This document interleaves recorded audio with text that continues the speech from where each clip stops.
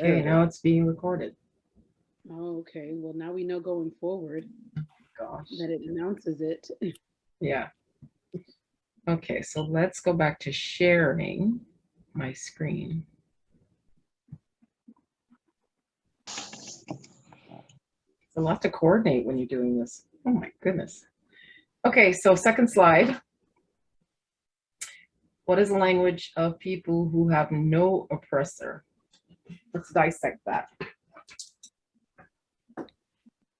So free, conservative, progressive, democratic, spiritual, and agnostic. Yeah. I think I'm in the agnostic category.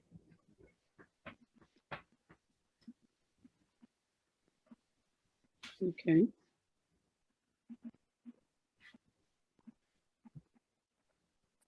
Where I'm good with other people. We're all, I'm sure, raised with some form of religion. I've just reached a point where it's like, oh, they're all preaching the same thing pretty much, right? Like foundationally, Mm-hmm. right? Do unto others as you have them do unto you. Like they're not saying anything bad. They're kind of Right. all saying the same thing. So it's like so many different paths to the same source. Yeah. Yeah. Yeah. For me, I'm spiritual and free. Mm-hmm. And that that's my spirit anyway, but more so spiritual because no offense to any religion, so if any of you are Christian or Muslim, I'm not, because I love all the different aspects in religion. I love indigenous religions because Mm-hmm. like Khan and Yoruba, because you're dancing, the worship is dance, and I love that. Right. I do believe that worship should involve your whole body temple. I Mm-hmm. love from Christianity. I love gospel music. Yes. There's Oh nothing yeah. more tugging and pulling. I can't, if I go to a gospel concert and Mm-hmm. people are playing live instrumentation and singing from their heart, and they're speaking to a higher power, the creator. There's nothing more moving to me than that. But music in general ministers to me anyway. Mm-hmm. When it comes to Muslims, I love the idea of praying and meditating, stopping to pray and meditate 5 times a day. Same thing for Buddhists who Buddhism. I love the idea of, you know, um, being letting your life be a prayer and moving through life slowly and contemplatively. So there's, but in terms of Christianity, the the thing is, it's fine if you want to be, if for people who want to be a Christian. I just always ask the question about how do we reconcile the fact that missionaries went to Africa and gave us Christianity while they took our gold. How do we reconcile that Christianity was used as a means to oppress us?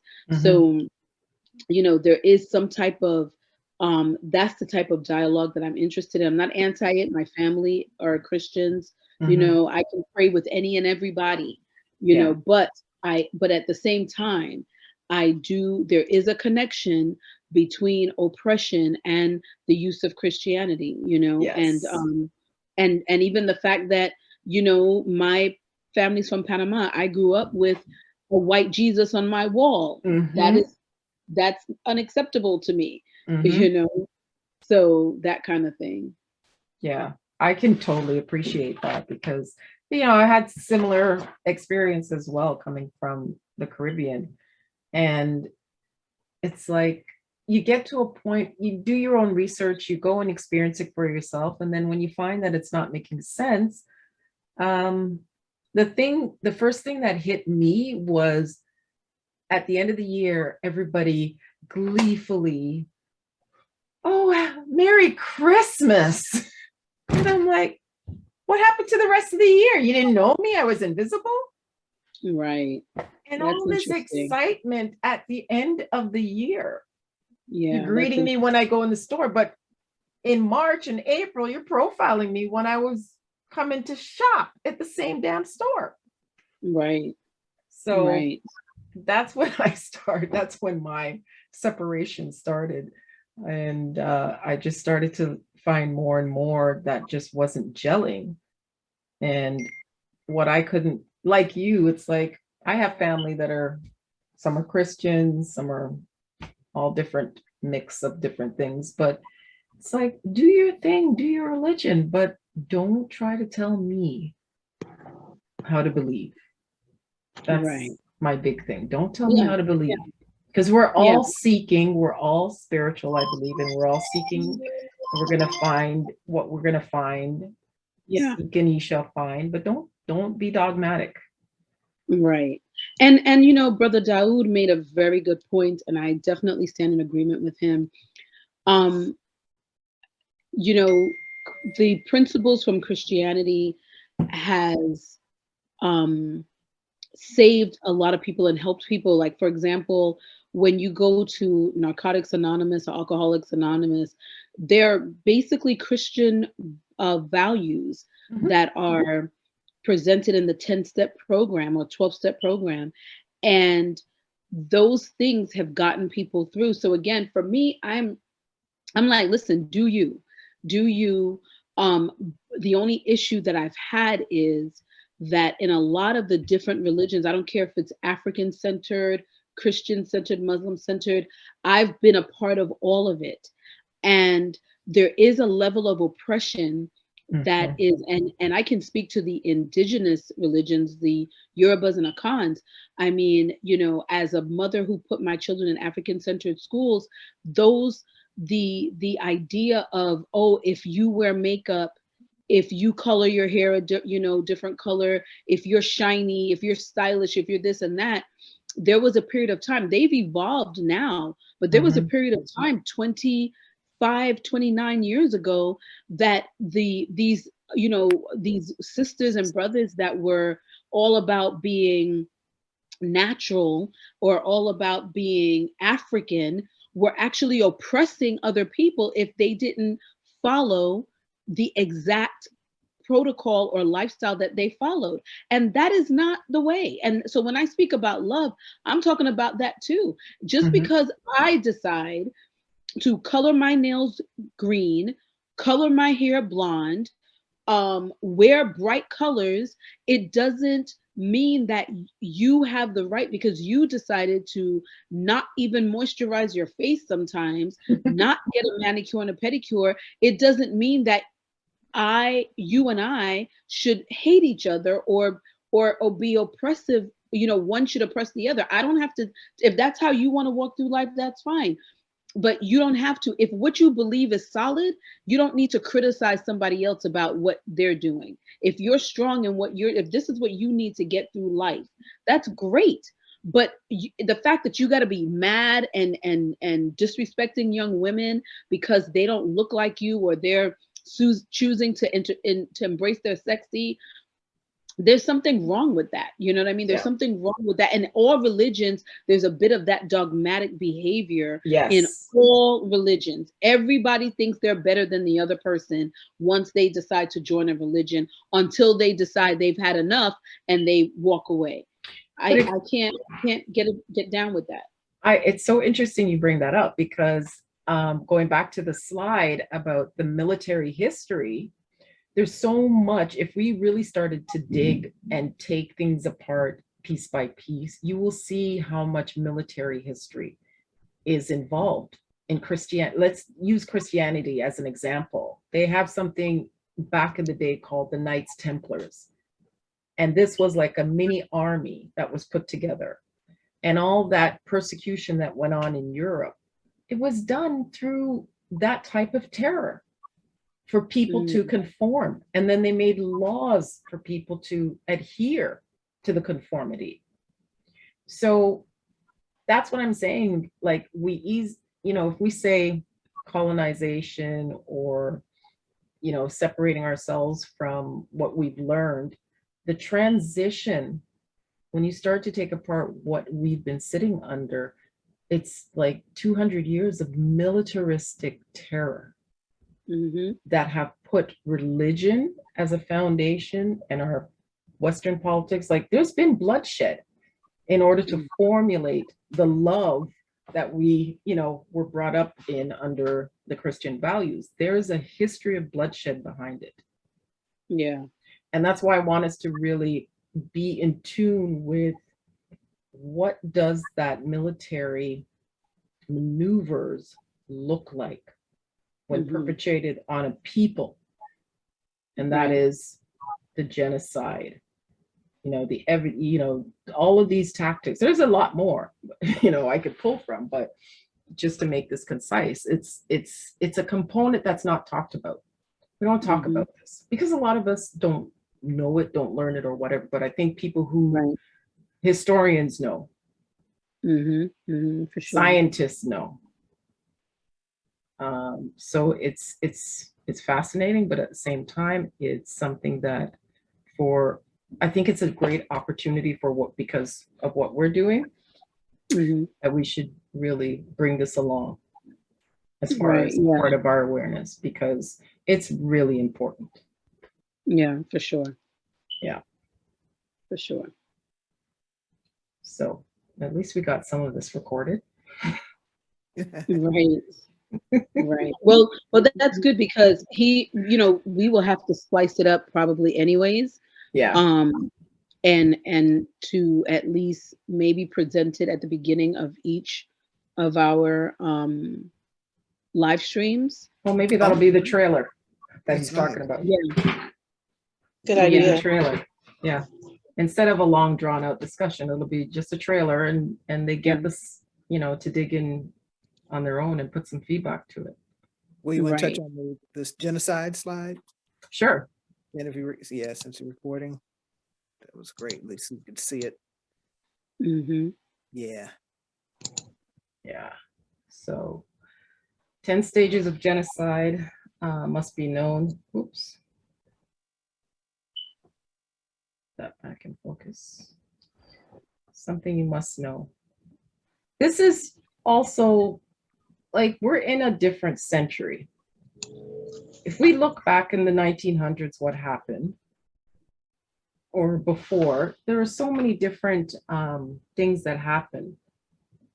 But going forward, the info wars are going to happen differently, right? We're not going to have as much bloodshed because we're not going to draft people and send them out to war. They're going to do things differently. The wars are going to be done so differently. Like right now, we're experiencing COVID and people are protesting because they see the signs. They are familiar. They have a history. There are certain cultures that pass this information down one generation after another. And that's something we need to get in the habit of, is whatever we have learned in our time walking this earth, we need to pass that down to the next generation, because that's not going to be taught to them in school. Nope.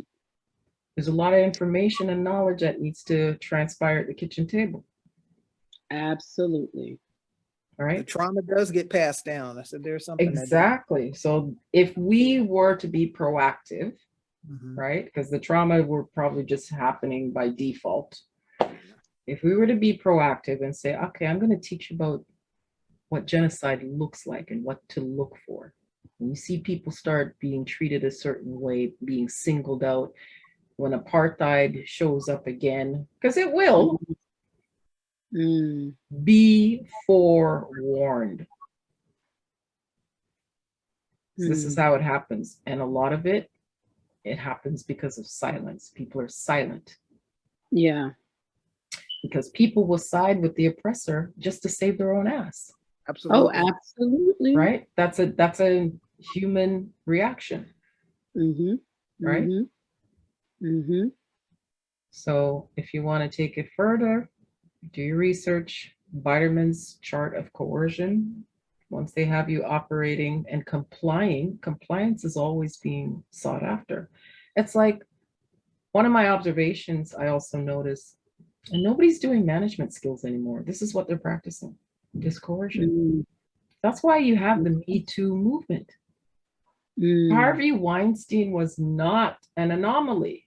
Right. You go into a company today, they're looking for compliance. They're not practicing anything called management. They may have the title manager, but they're essentially a gatekeeper who practices coercion. Mm. It's like I had an experience recently at an assignment that I'm working temp. So they've extended me. I started there October. They extended me again. And then surprise, surprise, they want to extend me again. And I'm like, are we going to meet and talk about this? Oh, no, I have no meeting. They just put forward, oh, we want to extend you. That's all they said. So now they're looking for me to comply. I'm like, oh, we're not going to have a discussion or anything about, Can we no, talk about this? no. It's just compliance. That's all they want. Right. That's how things are done now. And you see, I came up in a generation where management was being practiced because I went from high school straight to work. I didn't go to college. I went to college later. But I grew up with the old school generation and they practice management. Right. So now in the workplace, I'm like, there's no management skill anywhere. It's just basic compliance. That's all they're looking for. That's a subtle difference that only a few of us would notice. I'm 56. And that's why I notice it. But the young people showing up, going to work, wouldn't know a difference. Right. This is what used to. You know what I mean? So that's what I'm talking about, these subtleties, these nuances. If you don't know, they're basically the door was ajar and it's like the door is closing every decade. Yeah, that's what's happening. Every decade, the door closes. So all the rights and freedom we fought for was to save us because we couldn't survive, because where were we? We were here. The civil rights movement, we were, I would say, number 4 or 5. Dehumanization? Yeah. And organization. Because of the history, you know, I can't speak to segregation here, but just going back on the history that I know, prior to the civil rights movement, where would you say America was on this scale? Ooh, Prior to the civil rights movement, definitely classification. People, I can't really see it from here. I can't. Okay. Number 4 is dehumanization. People equated with animals. Yeah, we were definitely dehumanized. Okay. We're still dehumanized. Yes. Right. Yes. Organization, the government creates special groups, police, military, to enforce policies. No doubt about it. Okay. Polarization, the government broadcasts propaganda to turn the police against the group. Yes. Yes. Right. So now we understand the need for the civil rights movement and what happened in the 60s and why there was a need for the Black Panther Party. That's what was at stake. Right. So that's why I'm saying we need to be proactive. This needs to be our Bible. Right. This can't just be a book we open every now and then. Like we are people who have suffered serious harm. Right. So in so doing, we have to know what these tactics look like. Absolutely. Absolutely. When you bring up the civil rights movement, you know, there was a point in history where Black families were actually together. They were, you know, the father was in the home. I live in the Washington, D.C. area. After church, the father, the mother, the son and the daughter were dressed to the nines in their Sunday best, and they would but they would walk the streets of U Street. U Street was actually our domain.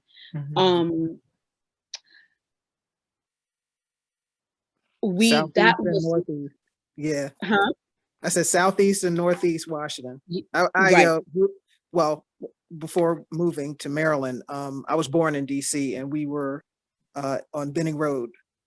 Oh, That's what you wow. said. So when you said mother, father, son, and daughter, I'm laughing because I was like, you're describing us to a T. Wow. Yeah, I'm very close to somebody who was born on Benning Road. Okay. Yeah. What So has it changed? yeah, right. Woo. Right.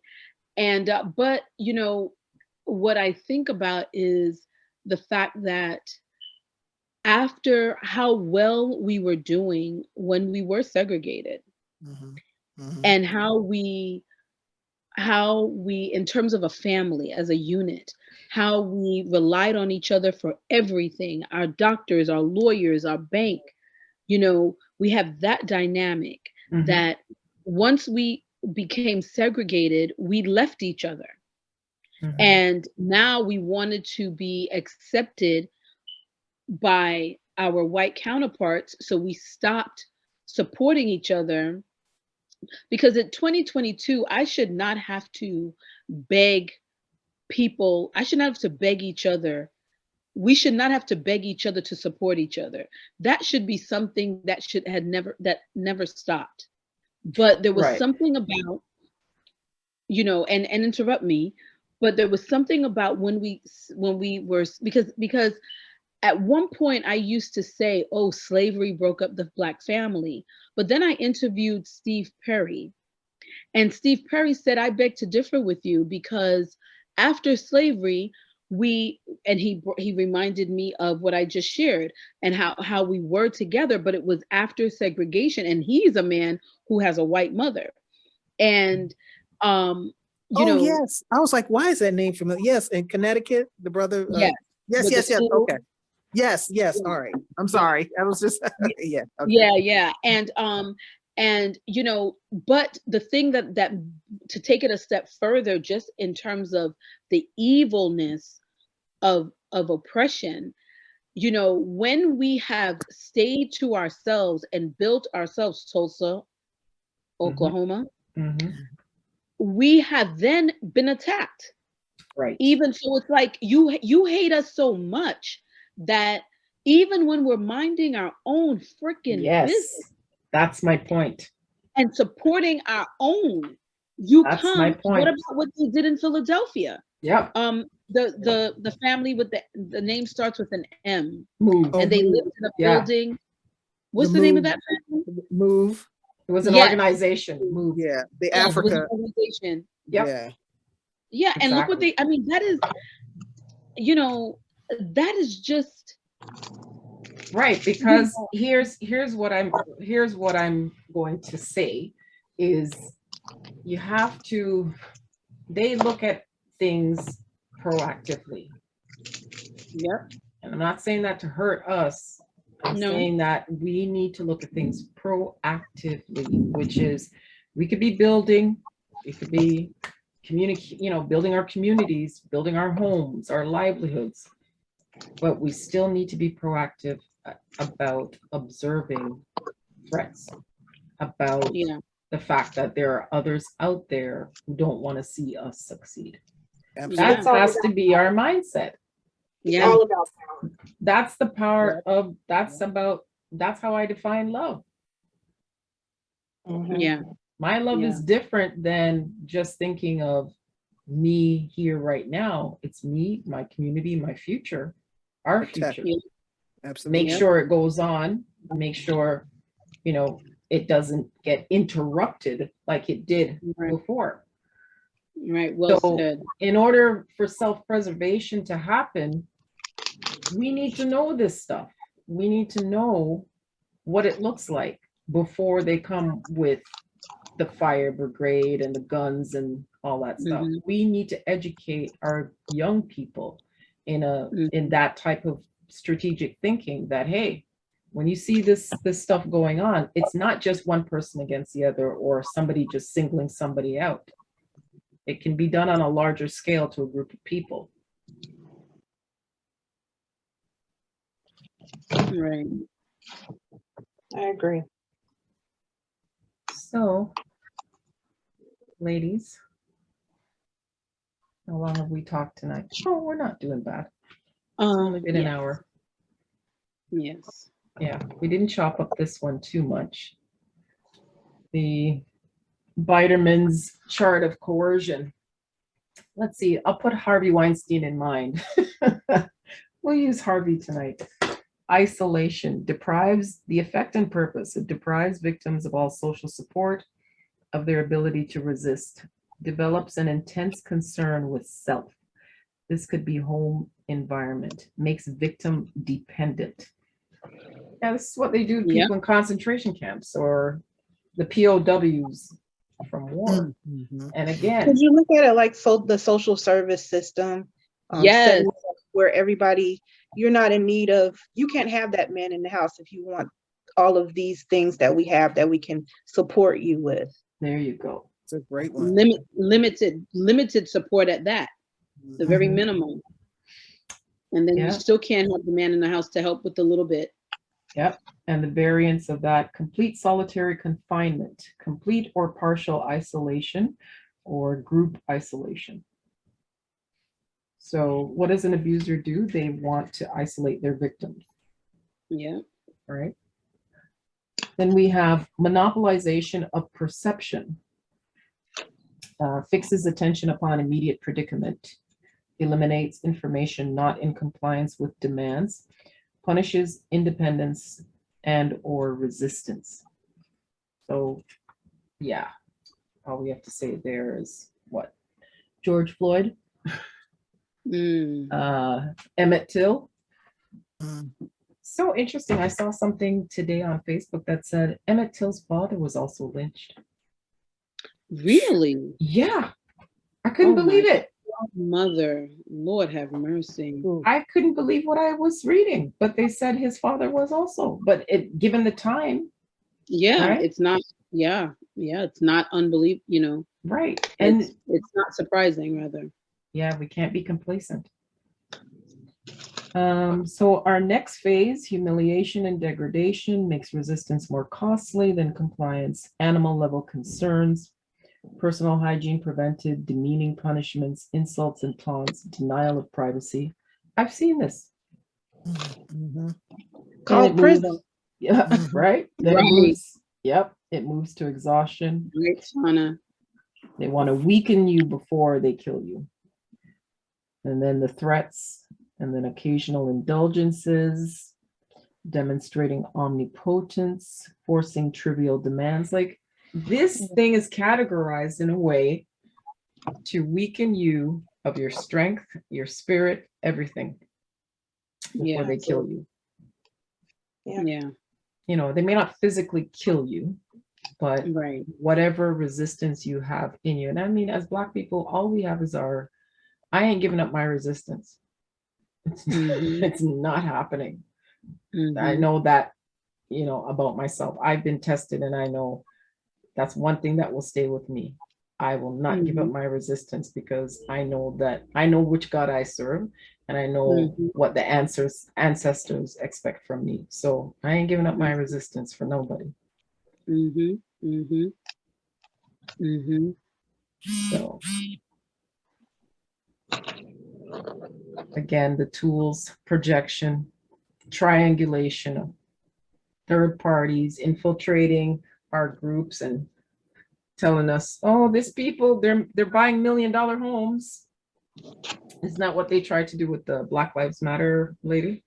She's Yes. buying $1 million homes, so nobody will support Black Lives Matter anymore. I'm like, how many organizations are there that do the same thing? She ain't doing anything different, is she? Mm.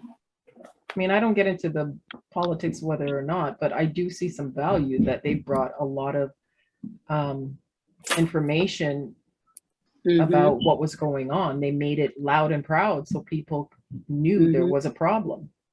Right. So I'm not here to condemn them for that. Yeah, me either. Yeah, people look too quick to condemn. None of these groups are perfect, right? When they started, Right. some of them are grassroots, and they've sided with people who can help them, and those people have their agendas, and it's a minefield that they need to navigate in order to stay alive. So Mhm. if they can still do some good, this to me, my mindset is that's how warfare is, right? Mhm. You're gonna have to make Mhm. deals with some killers and some not so savory people in order to move ahead. Mhm. Unfortunately, it's a bloody game. It's a nasty game. Mhm. So, so here we are. All right. I hope that's enough that we can share with the remainder of the group or anybody who's interested that they get interested about this stuff Yeah. Thank you for putting this together. anytime, Excellent. anytime. The history buff in me loves to pull all these different information together. Yeah, I was And going to say, now I know who to go to when I need some facts and figures and stats yeah, for the Sisters for Nationhood. yeah. I just think that we need to, you know, I guess make it happen in a way that we're all rowing that boat in the same direction. You know, Right. we're, Absolutely. yeah, if we're rowing in the same direction, I don't see a problem. Absolutely. And it takes effort. Like this isn't going to be done um, without a lot of Overnight. effort. Exactly. It's Yeah. going to need effort on like individual effort to bring this to fruition. But Mhm. the mindset for me is the biggest thing. We can't do anything unless the mind is in the right space. Right. And I, Absolutely. yeah, and Absolutely. yeah, as women of the group, we have a particular role to play in this domain. Absolutely. One of the things that we are Hollip and I spoke about this morning was about making the website, you know, making sure that the website is thorough and extremely informative, to the point that, there's books that's listed on there if it's not already. Um, I think this should be on there. This present PowerPoint should be on there. The other thing that I mentioned to him this morning is that, which they're gonna, on the 23rd, the Jabari, I believe, is gonna lead a discussion about the BAIO, Mhm. because um, certain people have shied away from their interest in the BAIO because they feel that the destination is only Liberia, and that the mission of the BAIO is for all of us to end up in Liberia. And um, the conversation that Hollip and I had, which I think we talked about it a little bit on Saturday. Yep, what's today? Sunday, yesterday. Is that if you are, if you understand, or if you believe basically in the talking points like what you have here, Mhm. then it's not just about, you still can be a part of the BIO, Mhm. because we understand that some of us may not end up in Liberia, and if we do, it's not going to be tomorrow. But it doesn't mean that the work and the connection and the networking should not take place Right. now. So to that end, we are going to come up with some talking points Mhm. that we can mention at the beginning of all of our meetings, just to remind people, and to, to not remind people, but to, for the newbies that don't know anything about us, that one of us invited to listen to one of these chats. We're going to have talking points just to share certain things in terms of um who we are, and and what the goal is. Because for real, if you decide you don't want to go to Liberia, you want to go to Rwanda or Rwanda, you still can be a part of the BAO. If you decide that you want to go to your home country in the Caribbean, you still can be a part of the BIO. The issue is, we acknowledge, as a collective, as a geopolitical social network, we acknowledge the fact that we ain't loved here.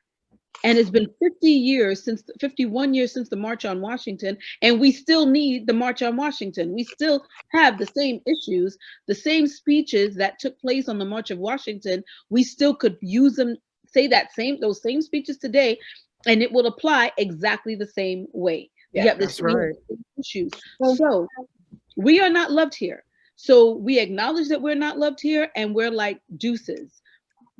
We're gonna find other places to go, and we're gonna connect with our brothers and sisters of like minds. Mhm. Again, that's where your Acire, your PowerPoint comes in, and we're gonna stay connected too. And Mark made a good point. He said, and he said it before, is people from Israel don't all live in Israel.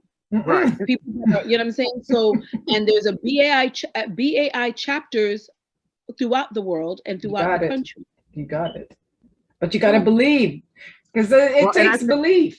You got to Yeah, and I believe in think the that vision. messaging is critical. That's Yeah. the messaging is because it can get confusing for somebody. Maybe if it was a couple years ago, they heard about, the organization, and then, they kind of just in the background, and then they maybe got back to it for some reason. And they're hearing about Liberia, and the emphasis on that. And, the messaging is definitely important to say, okay, this is where we're talking about. But we're not saying that everybody needs to go. That number one, when you hear that, because some people are scared. This is what they know, even though they might want to go somewhere or learn about something else. As soon as they think that they're being threatened, there's currency, as bad as it is, it's what they know. Yeah. And it's like, okay, you're saying this, but we don't have anything set up. So why are you trying to move me? No, calm down. Here's the message. Boom, Right. boom, boom, boom. We'll start with that. Yeah. No, I think that's critical, Marty. That's a great point. Great point. Yeah. So we're working on that, because we need to have that, at the beginning of every, if we're talking about recruiting, you know what I mean? If we're talking about having people come into the fold.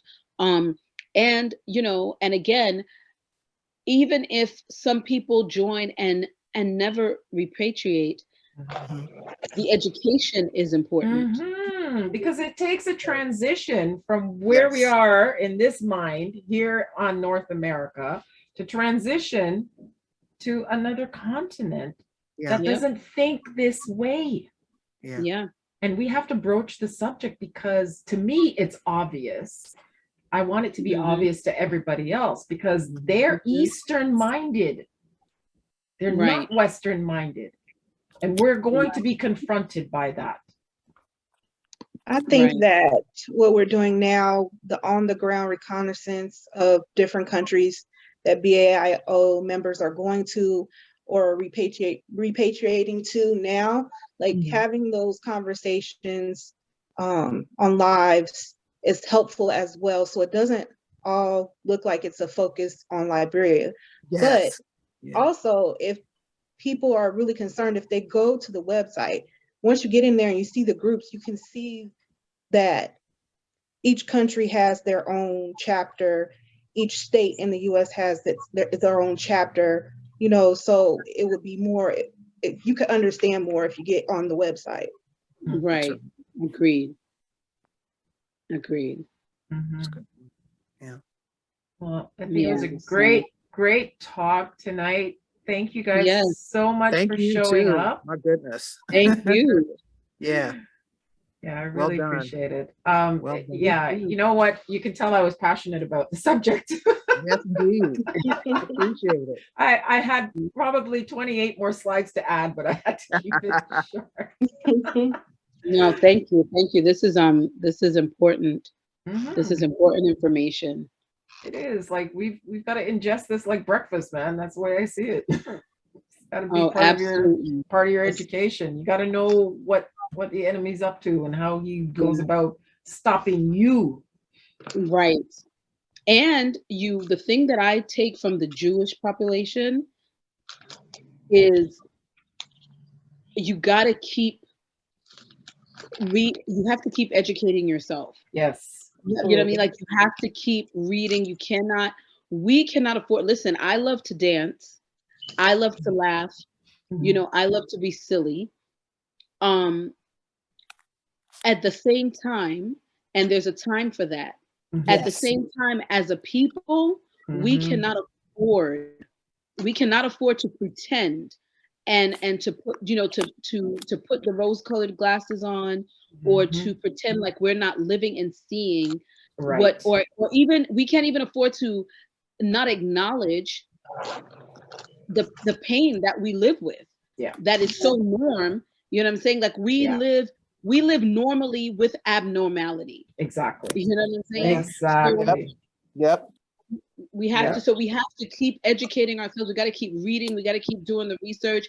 We got to keep it at the forefront and make sure that our young people are aware of it. They're, you know, they're not. My son is in college, and he's very aware of a whole lot. Trust me, because he's been through rites of passage, and you know, he's entrenched in history. Good. However, it's not something that he talks about every day. But I have to keep the energy around him, even though he is off in college, working, doing his thing, playing sports, whatever he's doing. I got to keep the energy around. I have a 4-year-old grandson. I got to keep the energy around and the information floating through, because we cannot afford to not live this truth. We cannot afford to. We can't shove it under the rug. Nope. We cannot. Not anymore, anyways. Not anymore. Because we have there, between the the 60s and now, there's been a lot of dropping of the balls have happened. Yes. Between, it's the tactics. You know, those are tactics. Those are intervention tactics to stop us from progressing. Yeah. And they were effective, but we need to learn those tactics. Yeah, for sure. For sure. So, for sure. Good work, ladies. Very good. All right, I'm so glad you guys showed up. I'm gonna see if my inspiration is gonna help me produce some more. I'm trying to be more of a content creator. So okay, that would be great. Yeah, like I like to listen to what you guys are needing or talking about, and then from there I can produce content to support it. Like that. That's my ideal way of contributing. I love it. I love it. I love it. And I will be in touch if I have any ideas. I'll be in touch. Yeah, definitely. You know, via our chat room. Okay, good. All right. Yeah, Zoom worked out for us, so I'm glad for that too. That worked out awesome. So yeah, that's awesome. And it's nice to meet you, Sean. I don't think we've ever met before. Not on video, no. Okay. Yeah, glad to see you, Shauna. Yeah, glad you joined us.